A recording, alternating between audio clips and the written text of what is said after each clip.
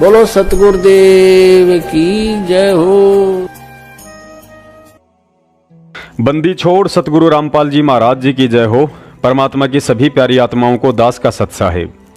पुण्यात्माओं, हम सब बचपन से ही परमेश्वर कबीर साहिब जी का एक दोहा सुनते आ रहे हैं कि गुरु गोविंद दोनों खड़े किसके लागू पाए, बलिहारी गुरु आपना जिन गोविंद दियो मिलाए। अर्थात जब एक भगत ने अपने सामने सतगुरु और भगवान दोनों को खड़ा देखा तो दुविधा में पड़ गया कि पहले किसको दंडवत प्रणाम करूं। कहते हैं उसी समय गोविंद अर्थात कबीर साहिब जी ने इशारा किया कि सबसे पहले अपने सतगुरुदेव जी को दंडवत प्रणाम करो, क्योंकि तुम्हें मेरी अर्थात कबीर की पहचान करवाने वाला तुम्हारा गुरु ही है। फिर एक वाणी के माध्यम से हम मंदबुद्धि प्राणियों को समझाया गया है कि सात दीप नौ खंड में गुरु से बड़ा ना कोई, करता करे ना कर सके, गुरु करे सो होए। यहाँ सतगुरु के महत्व और उनकी समर्थता को दर्शाया गया है। सतगुरु की रजा बिना मैं कबीर भी तुम्हें काल जाल से मुक्त नहीं करवा सकता, भले ही मैं सात दीप नौ खंड और 21 ब्रह्मांड सहित सारी सृष्टि का रचने वाला हूँ। 622 वर्ष पहले कबीर साहिब जी ने कभी भी अपना प्रगट दिवस मनाने के लिए किसी को कोई आदेश नहीं दिया था, लेकिन फिर भी आज पूरी दुनिया उनका प्रगट दिवस बड़े ही हर्षो उल्लास के साथ मनाती है, क्योंकि ज्ञान आधार से उन लोगों ने कबीर साहिब जी को पहचाना कि वे ही पूर्ण परमात्मा है, जो 622 वर्ष पूर्व सन 1398 में हम आत्माओं के आत्म कल्याण के लिए शिशु रूप धारण करके आए थे। लेकिन यहाँ सोचने का विषय यह है कि कबीर साहिब जी पूर्ण परमात्मा है या नहीं, वे कहाँ रहते हैं, कैसे मिलते हैं, उनकी प्राप्ति की भक्ति विधि क्या है, इन सभी बातों की सही और प्रमाणित जानकारी आप और हमें किस महापुरुष ने बताई? सतगुरु रामपाल जी महाराज जी ने। तो हमारे लिए प्रथम पूजनीय कबीर साहिब जी हैं या सतगुरु रामपाल जी महाराज जी हैं? यहाँ एक विवेकी भगत का यही जवाब होगा कि परमेश्वर कबीर साहिब जी से पहले हमारे लिए सतगुरु रामपाल जी महाराज जी प्रथम पूजनीय हैं, क्योंकि बिना उनकी शरण और तत्व ज्ञान उपदेश के ना ही तो हम कबीर साहिब जी के विषय में जान सकते थे और ना ही उनकी प्राप्ति का मार्ग मिल सकता था। अतः कबीर साहिब जी की तरह सतगुरु रामपाल जी महाराज जी कभी नहीं कहेंगे कि 8 सितंबर को आप सभी भगत मिलकर मेरा अवतरण दिवस मनाओ। परमात्मा कहते हैं जगत का पेखना पेख्या, धनी का नाम ना लेखा। यह विचार तत्व ज्ञान को आधार बनाकर आपने स्वयं ही करना पड़ेगा कि जिस महापुरुष संत रामपाल जी महाराज जी ने मेरा हाथ पकड़कर मुझे आत्म कल्याण और परमात्मा तक पहुंचने का मार्ग दिखाया है, और उन्होंने किस दिन हम जीवों के उद्धार के लिए इस पृथ्वी पर अवतार लिया था, क्योंकि अवतार और जन्म लेकर आने में बहुत अंतर है। जन्म एक सामान्य जीव लेता है, जबकि अवतारी पुरुष वह होता है जो ऊपर के लोगों से परमात्मा के आदेश से किसी विशेष मिशन को अंजाम देने के लिए भेजा जाता है।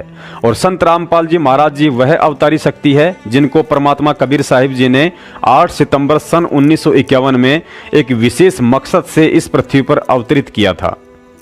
2014 बरवाला कांड से पहले जब एक भगत ने सतलोक आश्रम बरवाला में संत रामपाल जी महाराज जी की माता इंद्रो देवी जी से उनके जन्म के विषय में पूछा, तो माता जी ने बताया था कि गुरु जी के अलावा मेरी कोख से जितने भी बच्चे पैदा हुए हैं उस समय मुझे बहुत प्रसव पीड़ा हुई थी, लेकिन गुरु जी के समय मुझे कुछ भी महसूस नहीं हुआ था, ना ही प्रसव पीड़ा हुई और ना ही 9 महीने तक गर्भ के समय कुछ महसूस हुआ। पुण्यात्माओं, अवतारी महापुरुष सूक्ष्म रूप से कोख में रहने की लीला करते हैं। गुरुजी ने बताया कि सुखदेव ऋषि 12 साल तक वेदव्यास जी की पत्नी के गर्भ में रहे, लेकिन वेदव्यास जी की पत्नी को महसूस तक नहीं हुआ, और 12 साल बाद जब वे गर्भ से बाहर आए तब भी वेदव्यास जी की पत्नी को पता नहीं चला था, और बाहर आते ही सुखदेव ऋषि जी ने अपने शरीर को 12 साल के बच्चे का बना लिया था। अतः जो लोग संत रामपाल जी महाराज जी को जन्म लिया हुआ मानकर 8 सितंबर के दिन को सतगुरु दिवस के रूप में मनाने से डर रहे हैं, यह उनकी नासमझी और तत्व ज्ञान की कमी है। इसमें भी कोई संशय नहीं है कि परमेश्वर कबीर साहिब जी परमात्मा हैं और उनका प्रगट दिवस मनाना हमारे लिए खुशी की बात है। लेकिन आज कलयुग की इस बिचली पीढ़ी में हमारे लिए कबीर प्रगट दिवस से बढ़कर 8 सितंबर सन 1951 का वह दिन अधिक सौभाग्यशाली है, जिस दिन संत रामपाल जी महाराज जी ने गांव धनाना जिला सोनीपत हरियाणा की पावन भूमि पर आदरणीय भगत नंदराम जी और माता इंद्रो देवी जी के घर अवतार लिया। पुण्यात्माओं, आने वाले 8 सितंबर को आप और हम सभी भगत भाई बहन मिलकर इस दिन को सतगुरु दिवस के रूप में मनाकर केवल शुरुआत करने जा रहे हैं, लेकिन आने वाले समय में पूरा विश्व 8 सितंबर के दिन को सतगुरु दिवस के रूप में मनाया करेगा। सन 2014 से पहले संत रामपाल जी महाराज जी के कर कमलों द्वारा लिखी गई पुरानी ज्ञान गंगा के पेज नंबर 149 पर फ्रांस के भविष्य वक्ता नास्त्रदमस ने सतगुरु रामपाल जी महाराज जी की तरफ इशारा करते हुए कहा है कि उसे छोटा ज्ञानदीप न समझें, उस तत्ववेता महापुरुष को सिंहासन पर बैठाकर आराध्य देव मानकर पूजा करें। वह सत्य पुरुष का अनुयायी दुनिया का तारणहार होगा। पुण्यात्माओं, अब आपको गुरुजी के सत्संग का एक वीडियो दिखाते हैं। यदि आपको यह वीडियो नहीं दिखाया गया तो आपको कालदूत सतलोक आश्रम मैनेजमेंट के चमचे भ्रमित कर सकते हैं कि देखो गुरुजी ने तो जन्मदिन मनाने के लिए मना किया है। पहले देखिए यह वीडियो, फिर आपको इस वीडियो में गुरुजी के गूढ़ संकेतों को विस्तार से समझाने की कोशिश करेंगे। परमात्मा कहते हैं, जा दिन सतगुरु भेटियो वो दिन लेखे जान, बाकी समय गंवा दिया बिना गुरु के नाम। परमात्मा बताते हैं कि जिस दिन आप जी को पूर्ण संत से उपदेश प्राप्त हुआ, आपका वो जन्मदिन है, वो आपका हैप्पी बर्थडे है। बाकी जो हम पहले लोक वेद के आधार से बर्थडे मनाया करते थे, वो हमने अब नहीं मनाना। उसको हम खुद हैप्पी बर्थडे मानना है, वो तो बड़ा दुख था हमारे ऊपर। कैर टूटा, जन्म हुआ, ना जाने कितने कष्ट जीवन पर आवेंगे। कोई बच्चा हो गया तो मर जाएगा, कोई बचेगा ना बचे, कोई बीमारियां, 100 प्रकार की समस्याएं, दिन रात धक्के खाने। वो कौन सा जन्म था? वो कौन सा हैप्पी बर्थडे था? वो तो ब्रांड माटी डे था, और उस नाम हैप्पी बर्थडे मनाया करते। अब जिस दिन आप जी को उपदेश मिला वो नोट कर ले, आपका वो हैप्पी बर्थडे है। और 100 याद रखे भगवान कैसे प्राप्त हुआ वो दिन, जिस दिन आपकी शरण मिली मालिक। तो आज वो ये दिन जो है अमावस्या वाला, फाल्गुन की अमावस्या वाला दिन, ये वो हैप्पी डे है जो जिस दिन इस दास का उद्धार हुआ। गुरुदेव जी ने उपदेश बख्शीश किया। अब याद आती है उस दिन के महत्व की, आज याद आता उस दिन की महिमा। जे वो ना मिलता वो दिन, ये 17 फरवरी फाल्गुन अमावस्या सन 1988 को इस दास को उपदेश मिला था। आज 23 वर्ष का हो गया ये दास। वैसे शरीर की आयु लगभग 60 वर्ष की होगी, लेकिन असली आयु इस दास की 23 वर्ष है। उससे पहले जो जीवन था वो मनुष्य का नहीं, पशु की तुल्य था। पशु भी वही कर्म करते थे, ये दास भी वही कर्म करता था। और जिस दिन से गुरु मिले हैं, उपदेश मिला है, उस दिन से हमारा जन्म है। गुरु जी ने इस सत्संग में जन्मदिन के विषय में कहा है कि हमारा वास्तविक जन्मदिन वह होता है जिस दिन हमें सतगुरु से नाम दीक्षा मिलती है। वह हमारा हैप्पी बर्थडे होता है और उस दिन को 100 बार याद करना चाहिए। बिल्कुल सत्य है। पुण्यात्माओं, नित्य नियम में हम एक वाणी पढ़ते हैं कि साहिब से सतगुरु भय, सतगुरु से भय संत, धर धर वेक विशाल अंग, खेले आदि और अंत। अर्थात वह समर्थ कबीर स्वयं तो परमात्मा है ही, लेकिन सतगुरु और भगत की भूमिका भी वह स्वयं ही करता है। और इस सत्संग में संत रामपाल जी महाराज जी एक भगत की भूमिका करते हुए हम जीवों को जन्मदिन मनाने वाली वह पुरानी परंपरा छोड़ने को कह रहे हैं कि तुम्हारा असली हैप्पी बर्थडे वह दिन है जिस दिन तुम्हें नाम दीक्षा मिलती है। उस दिन को 100 बार याद रखना चाहिए, मनाने के लिए फिर भी नहीं कहा है। पुण्यात्माओं, विचार करना, जन्म मरण जीव का होता है। संसार में जन्म लेकर दुखों के पहाड़ जीव पर टूटते हैं। इसलिए परमात्मा ने एक भगत की भूमिका में अपने आप को जीव कहते हुए जन्मदिन मनाने के लिए मना किया है, जो बिल्कुल सत्य है। लेकिन इतना तत्व ज्ञान देने के बाद आखिर उस अवतारी महापुरुष को हम कैसे जीव मान सकते हैं जो 8 सितंबर 1951 में सत्य पुरुष का अंश अवतार बनकर इस धरती पर आया था। यदि फिर भी आपको शंका है कि संत रामपाल जी महाराज जी का तो जन्म हुआ था, तो इस संशय को मिटाने के लिए 2014 से पहले संत रामपाल जी महाराज जी के कर कमलों द्वारा लिखित एक पुस्तक को आंख फाड़ कर देख लेना, जिसको खोलने से पहले ही लिखा है धरती पर अवतार। इस पुस्तक का नाम मैंने नहीं बल्कि स्वयं गुरुजी ने ही रखा था। जब जब भी इतिहास में संत रामपाल जी महाराज जी का जिक्र आएगा या उनकी जीवनी लिखी जाएगी तो 8 सितंबर सन 1951 का वह शुभ दिन सुनहरे अक्षरों में लिखा जाएगा, जिस दिन गांव धनाना जिला सोनीपत हरियाणा में उनका अवतरण हुआ था। कुछ मंदबुद्धि भगत भाई बहन कहते हैं कि जब गुरुजी ने अपने आप को कह दिया कि यह दास तो 1988 से पहले पशु पक्षियों के जैसे स्वभाव का था, तो फिर यह पवन दास व्यर्थ में अपना दिमाग क्यों लगा रहा है।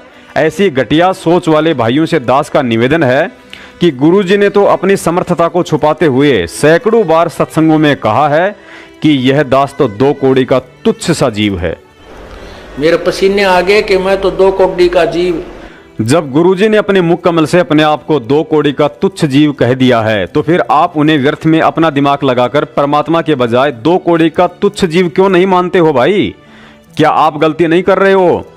गुरुजी तो संध्या आरती में एक शिष्य की भूमिका निभाते हुए कहते हैं कि तेरा रामपाल अज्ञान किया सतलोक का वासी। तो फिर आप अपना दिमाग लगाते हुए उन्हें अज्ञानी ना मानकर तत्वज्ञानी क्यों कहते हो भाई? क्या आप गलती नहीं कर रहे हो?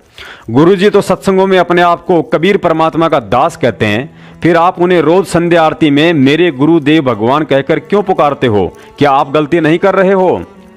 उसके बाद वीडियो में गुरुजी ने अपने विषय में भी बताया कि इस दास को 17 फरवरी 1988 को नामदान मिला था। वो दिन दास का असली जन्मदिन है और उससे पहले तो दास भी वही सब कर्म करता था जो पशु पक्षी करते हैं। पुण्यात्माओं, अब यहाँ परमात्मा के तत्व ज्ञान को आधार बनाकर हमें विशेष चिंतन करने की जरूरत है। गुरुजी ने स्वयं के विषय में कहा है कि ये दास तो पहले वे सभी कर्म करता था जो पशु पक्षी करते हैं। लेकिन आज इतना तत्व ज्ञान सुनने के बाद भी क्या आप इस बात को स्वीकार कर सकते हैं कि संत रामपाल जी महाराज जी ने नाम दीक्षा लेने से पहले कुछ भी गलत कर्म किए होंगे, जैसे मांस खाना, शराब पीना, बीड़ी सिगरेट पीना, तंबाकू खाना, लड़ाई झगड़ा करना, चोरी, ठगी, रिश्वत, माँ बहनों पर बुरी नीयत रखना आदि। क्योंकि परमेश्वर कबीर साहिब जी ने अपने जिस अंश अवतार संत रामपाल जी महाराज जी को 8 सितंबर 1951 में पृथ्वी पर भेजकर यह विश्व कल्याण की इतनी बड़ी जिम्मेदारी सौंपनी थी, और आगे चलकर सन 1997 में ठीक का समय आते ही स्वयं कबीर साहिब जी ने उसी संत रामपाल जी महाराज जी के चोले को स्वयं धारण करके इस मिशन को चलाना था, तो विचार कीजिए संत रामपाल जी महाराज जी की आत्मा और उनका यह पंच तत्व का भौतिक शरीर बचपन से लेकर सन 1997 तक कितना बेदाग और पवित्र रहा होगा, जिसमें आज कबीर परमात्मा विराजमान हैं।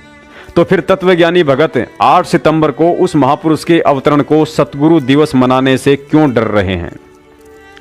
अब आप ही बताइए, भला गुरुजी के कहने के बाद भी हम ये कैसे स्वीकार कर लें कि संत रामपाल जी महाराज जी का 1988 से पहले का जीवन पशु क्रम वाला रहा होगा। संत भाषा में इसी को विवेकी कहते हैं। पुण्यात्माओं, परमात्मा अपने आप को इसलिए छुपाते हैं ताकि हम उनके चमत्कार और समर्थता की अपेक्षा उनके ज्ञान को आधार बनाकर भक्ति मार्ग पर चल सकें। भले ही परमात्मा चमत्कारी होता है, समर्थ होता है, लेकिन हमने यदि उनके ज्ञान को ही उनका चमत्कार नहीं माना तो मोक्ष होना मुश्किल है। जो व्यक्ति अनजाने में यह समझते हैं कि संत रामपाल जी महाराज जी को आध्यात्मिक शक्ति स्वामी राम देवानंद जी से 1988 में नाम दीक्षा लेने के बाद मिली है, तो यह उनका भ्रम है। क्योंकि परमात्मा जिस आत्मा को अपने मिशन के लिए चुनते हैं, उस आत्मा को एक पावर हाउस की तरह अपनी शक्तियों से ओत प्रोत करके भेजते हैं। उदाहरण के लिए 7 सितंबर 1971 को संत रामपाल जी महाराज जी के लिए की गई जय गुरुदेव पंथ के प्रवर्तक तुलसीदास जी की भविष्यवाणी याद कर लीजिए। तुलसीदास जी ने अपनी आध्यात्मिक दृष्टि से देखकर कहा था कि वह अवतारी शक्ति उत्तरी भारत के एक छोटे से गांव में जन्म ले चुकी है। उस महापुरुष को दुनिया का इतना समर्थन मिलेगा जितना कि आज तक किसी को नहीं मिला। उसकी एक भाषा होगी, उसका एक झंडा होगा। वह महापुरुष प्राकृतिक आपदाओं को रोकने में भी समर्थ होगा। आज वह पूरे 20 वर्ष का हो चुका है। यदि अभी से उसका पता बता दूं तो लोग पीछे पड़ जाएंगे। अभी ऊपर से आदेश नहीं है। बड़े बड़े महापुरुषों ने समय का इंतजार किया है। समय आने पर स्वतः ही सबको मालूम पड़ जाएगा। पुण्यात्माओं, अब आप स्वयं विचार कीजिए, यदि संत रामपाल जी महाराज 8 सितंबर सन 1951 में परमात्मा द्वारा भेजी गई विशेष अवतारी शक्ति ना होती और यदि उनके पास जन्म से ही परमेश्वर प्रदत्त आध्यात्मिक पावर ना होती तो भला तुलसीदास जी की भविष्यवाणी के अनुसार फिर कैसे 20 साल की उम्र में ही दुनिया उनके पीछे पड़ जाती? क्या दुनिया अपने आत्म कल्याण के लिए किसी पशु पक्षियों के जैसे कर्म करने वाले इंसान के पीछे पड़ सकती है? हरगिज नहीं। पुण्यात्माओं, अब आगे दास आपको सतगुरुदेव जी के आशीर्वाद से उन्हीं की समर्थता के विषय में कि संत रामपाल जी महाराज असल में कौन है, एक ऐसी गूढ़ बात बताने जा रहा है जिसको समझना आपके मजबूत भक्ति संस्कार और आध्यात्मिक स्तर पर निर्भर करता है। दरअसल 622 वर्ष पहले काशी में प्रकट हुए कबीर साहिब जी और आज वर्तमान में सतगुरु रामपाल जी महाराज जी के अलावा हमारी गुरु प्रणाली में जितने भी संत हुए हैं वे केवल अपना स्वयं का तो मोक्ष करवा सकते थे, लेकिन अपने किसी भी शिष्य का, अपने किसी भी भगत का मोक्ष करने में समर्थ नहीं थे। उन सभी संतों को, चाहे उनमें आदरणीय गरीबदास जी महाराज जी हों या हमारे दादा गुरुदेव स्वामी रामदेवानंद जी महाराज जी हों, कबीर परमात्मा ने उन सभी को एक डाकिए अर्थात संदेशवाहक के रूप में काम लिया था ताकि इस सारनाम रूपी अनमोल जड़ी बूटी को काल दूतों से बचते बचाते सतगुरु रामपाल जी महाराज जी तक पहुंचाया जा सके। क्योंकि आदरणीय धर्मदास जी से परमात्मा ने पहले ही कबीर सागर में लिखवा दिया था कि धर्मदास 12वां पंथ गरीबदास का पंथ होगा और उस पंथ में आगे चलकर हम स्वयं ही आएंगे। और जिस तरह काशी में जगत गुरु कबीर परमात्मा ने गुरु शिष्य परंपरा को बनाए रखने के लिए स्वामी रामानंद जी को अपना मुंह बोला गुरु बनाया था, ठीक उसी तरह 8 सितंबर 1951 में अवतरित संत रामपाल जी महाराज जी ने 17 फरवरी 1988 के दिन स्वामी रामदेवानंद जी महाराज जी से नाम दीक्षा मात्र गुरु शिष्य परंपरा को बनाए रखने के लिए ही ली थी। यदि स्वामी रामदेवानंद जी महाराज जी में संत रामपाल जी महाराज जी का मोक्ष करने की समर्थता होती तो आज संत रामपाल जी महाराज जी के चोले में कबीर परमात्मा ये शब्द कभी नहीं गाते कि रामपाल मुक्ति तब पाई जब मिले कबीर भगवान। अर्थात यहाँ स्पष्ट है कि संत रामपाल जी महाराज जी की आत्मा को मुक्ति 17 फरवरी 1988 में स्वामी रामदेवानंद जी महाराज से नाम दीक्षा लेकर नहीं, बल्कि मार्च 1997 में जब कबीर साहिब जी ने आकर उन्हें सार शब्द दिया तब हुई थी। और आज सर्वविदित है कि स्वयं कबीर साहिब जी ही उनके चोले में सारा खेल खेल रहे हैं। अब हम वापस वही 8 सितंबर को सतगुरु दिवस मनाने की बात करते हैं। यदि आप मानते हो कि गुरुजी के वीडियो के अनुसार हम भक्तों के लिए वह दिन सतगुरु दिवस के रूप में मनाना अति उत्तम है जिस दिन 17 फरवरी 1988 को उन्हें नाम दीक्षा मिली थी, तो फिर 17 फरवरी से भी उत्तम दिन तो मार्च 1997 का वह दिन होना चाहिए जिस दिन कबीर परमात्मा ने सार शब्द देकर उनकी आत्मा को यहां से मुक्त किया था। अब यदि आप कहेंगे कि 17 फरवरी 1988 को यदि संत रामपाल जी महाराज जी को नाम दीक्षा ही नहीं मिलती तो मार्च 1997 में उनका मोक्ष कैसे हो सकता था? अतः सतगुरु दिवस के लिए 17 फरवरी का दिन ही उत्तम है। तो फिर यह भी सत्य है कि यदि 8 सितंबर 1951 में उस महापुरुष का इस पृथ्वी पर अवतरण ही ना होता तो 17 फरवरी 1988 में नाम दीक्षा किसे मिलती? और यदि 17 फरवरी 1988 में नाम दीक्षा नहीं मिलती तो फिर मार्च 1997 में मोक्ष किसका होता? अर्थात हर हाल में इस कलयुग में भगत समाज के लिए यदि कबीर प्रगट दिवस से भी बढ़कर कोई विशेष दिवस महत्व रखता है तो वह 8 सितंबर को सतगुरु दिवस है। यदि आप कबीर साहिब जी के बाद आज वर्तमान में संत रामपाल जी महाराज जी को परमात्मा मानते हो तो ध्यान रखना कबीर साहिब जी का वह दिन कभी नहीं मनाया जाता जिस दिन उन्होंने काशी में स्वामी रामानंद जी से नाम दीक्षा ली थी, बल्कि वही दिवस मनाया जाता है जिस दिन वे शिशु रूप में लहर तारा तालाब पर प्रकट हुए थे। अब यदि इसके जवाब में कोई व्यक्ति कहे कि भाई 600 साल पहले तो साक्षात कबीर परमात्मा थे, अरे भाई साहब, यदि 600 साल पहले कबीर परमात्मा थे तो फिर आज संत रामपाल जी महाराज जी कौन हैं? क्या आप उन्हें परमात्मा नहीं मानते? अतः 17 फरवरी 1988 का दिन उस समय एक भगत की भूमिका कर रहे संत रामपाल जी महाराज जी के लिए शुभ और हैप्पी बर्थडे हो सकता है, लेकिन हम भक्तों के लिए यदि कोई शुभ दिन और हैप्पी बर्थडे है तो 8 सितंबर 1951 का वह मंगल दिन है जिस दिन कबीर साहिब जी का हम आत्माओं के उद्धार के लिए एक बार पुनः इस कलयुग में अंश अवतार के रूप में अवतरण हुआ। अंश अवतार के विषय में गुरुजी ने एक सत्संग में द्रौपदी का उदाहरण देकर समझाया था कि द्रौपदी शेरावाली माता दुर्गा का अवतार थी। अर्थात जरूरी नहीं कि स्वयं दुर्गा ही जन्म ले, वह अंश अवतार के रूप में अपनी शक्ति भी भेज सकती है। पुण्यात्माओं, गुरुजी ने एक सत्संग में बताया कि यदि भगवान आएगा तो कोई सिर पर सींग लगाकर नहीं आएगा। जीवों को तत्व ज्ञान देकर वह स्वयं ही अपनी पहचान करवाता है कि मैं कौन हूं, क्योंकि काल लोक में परमार्थ के लिए निस्वार्थ होकर अपना सर्वस्व न्योछावर कर देने वाला कोई इंसान नहीं बल्कि भगवान ही होता है।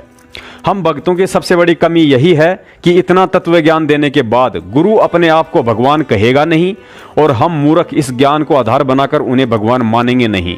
600 साल पहले के विषय में भी गुरु जी यही कहते हैं कि उस समय हम मार केवल इसी कारण खा गए क्योंकि हमने कबीर साहिब जी को भगवान नहीं माना। और यही स्थिति आज संत रामपाल जी महाराज जी के साथ हो रही है। समझ में तो आता है लेकिन समय गुजर जाने की बाद है, ताकि फिर हमारे तो अपने सत्संग में सब कुछ साबित कर दिया। विचार करो, हमारे दादा गुरु जी स्वामी रामदेवानंद जी महाराज सांसारिक दृष्टि से अनपढ़ थे, अर्थात उन्होंने कभी भी गीता, वेद, कुरान, पुराण, कबीर सागर और ग्रंथ साहिब को नहीं पढ़ा था। तो जाहिर सी बात है उन्होंने अपने शिष्यों को भी ये ग्रंथ नहीं पढ़ाए होंगे। तो विचार करो, जब उन्होंने अपने किसी भी शिष्य को ग्रंथों का ज्ञान नहीं दिया तो फिर उनके शिष्य संत रामपाल जी महाराज जी इतने कम समय में दुनिया के सारे धर्म ग्रंथों को आखिर कैसे भगत समाज के सामने ताश के पत्तों की तरह खोल के रख सकते हैं और उन सभी त्रुटियों को भी उजागर कर दिया जो त्रुटियां अपने आप को संस्कृत के प्रकांड ज्ञाता समझे जाने वाले इन ग्रंथों के अनुवाद को ने कर डाली थी। क्या यह अविश्वसनीय काम स्वयं कबीर परमेश्वर के अलावा कोई जीव करने में समर्थ है? यदि नहीं है तो फिर इस बात पर गहनता से विचार करना कि सतगुरु रामपाल जी महाराज जी कौन हैं। यहाँ एक और गहन विचारणीय बात है।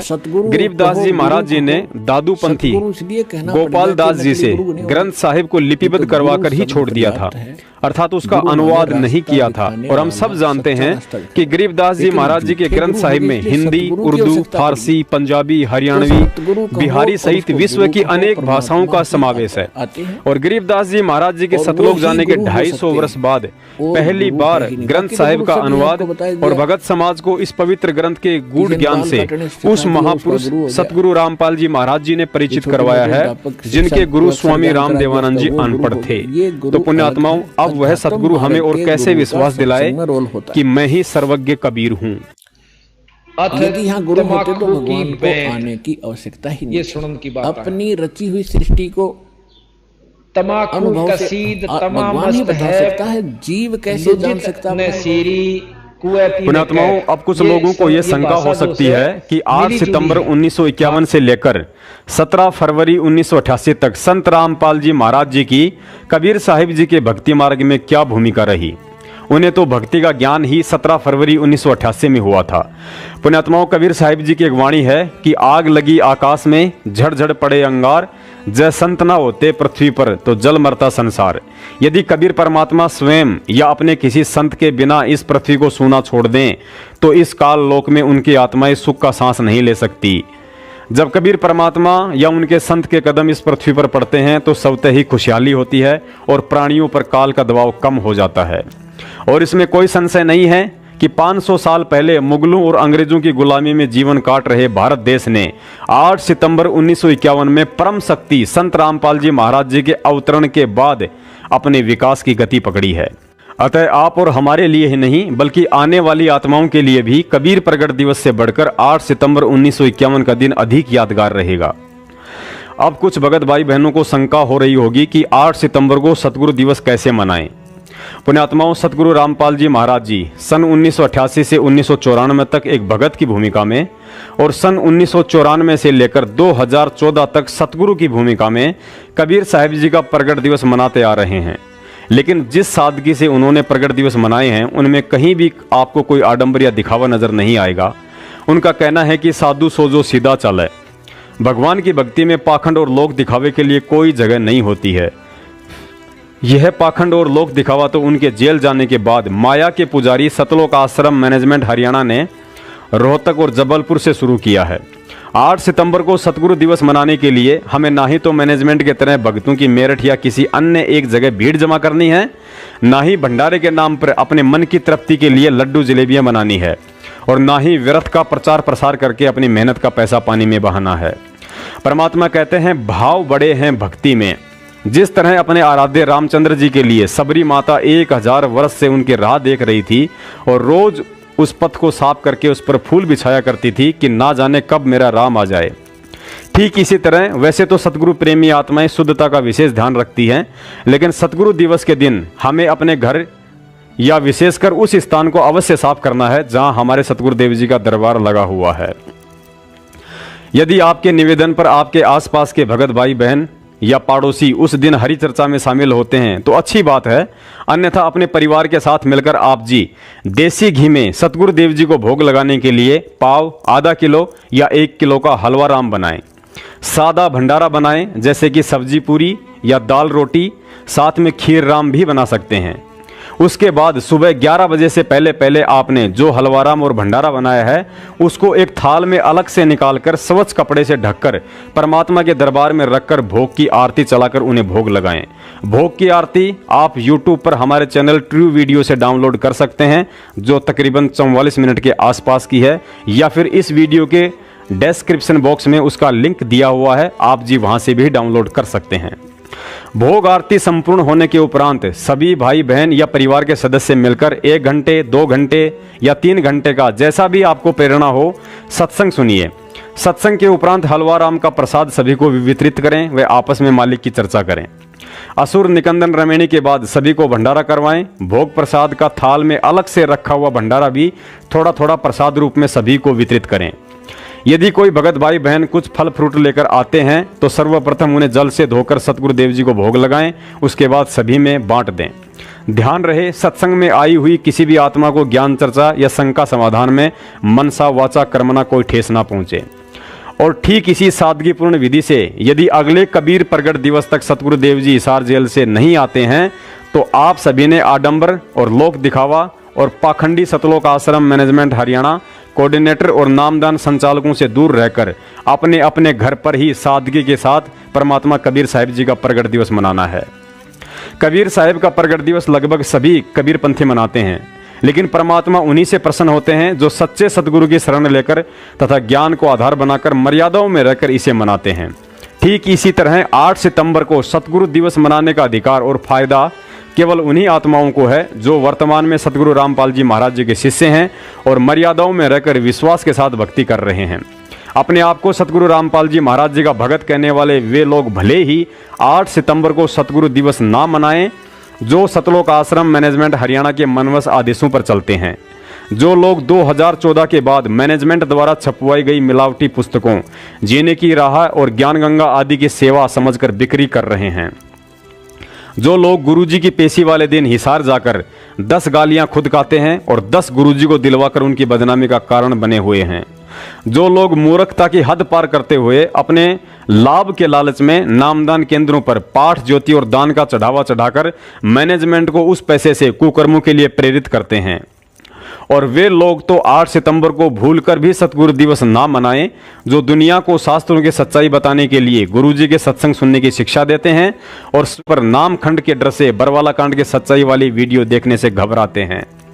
अंत में दास की प्रार्थना है, 8 सितंबर तक इस वीडियो को व्हाट्सएप से लेकर फेसबुक आदि पर सभी भाई बहनों को भेजते रहिए ताकि संगत में जागरूकता पनपे और सतलोक आश्रम मैनेजमेंट, नामदान संचालकों व कोऑर्डिनेटर के हाथों दान और भक्ति हानि से बच सकें।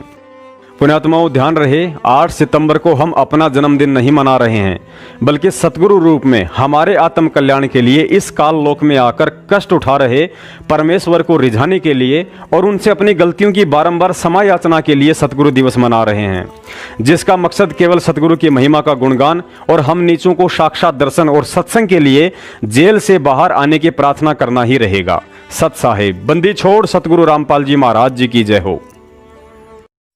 तन मन शीस ईस अपने पे, तन मन शीस ईस अपने पे, पहले में चोट चढ़ावे जब कोई राम भक्त गत पावे हो जी, जब कोई राम भक्त गत पावे हो जी।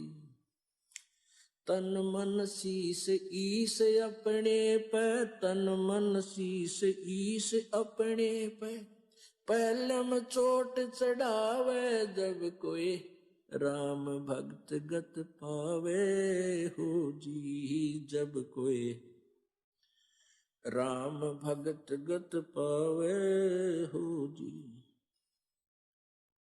भाई सतगुरु तिलक अजप्पा माला, युक्त जटा रखवावे, सतगुरु तिलक अजप्पा माला, युक्त जटा रखवावे।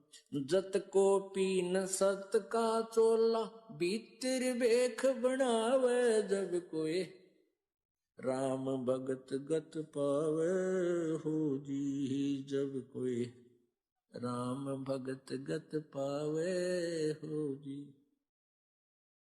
भाई लोक लाज मर्याद जगत की, तरण ज्यों तोड़े बगावे, लोक लाज